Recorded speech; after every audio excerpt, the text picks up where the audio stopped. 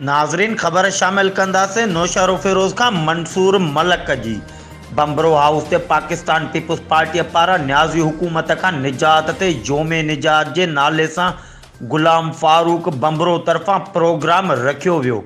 जंहिंमें ख़ासि महिमान सेनेटर ऐं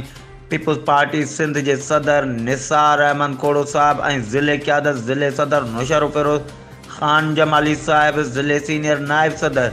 रईस अली शेर भुट्ट साहब, ज़िले नायब सदर हाजी खालिद मसूद चना साहब, ज़िले इंफॉर्मेशन सेक्रेटरी खान मोहम्मद आवान, ज़िले उहदेदारन अली अकबर समो, मोहम्मद नूह पंवर ऐं तालकनि जा सदर मोरो तालका सदर दोस्त अली सोलंकी, मेहरापुर तालका सदर Masroor Rajpar, Naushahro Firoz तालका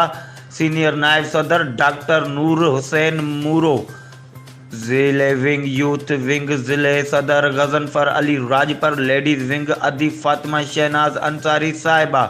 engineer forum Zahid Taj Memon, lawyer forum advocate Ishfaq Ahmed Tagar ऐं उबैद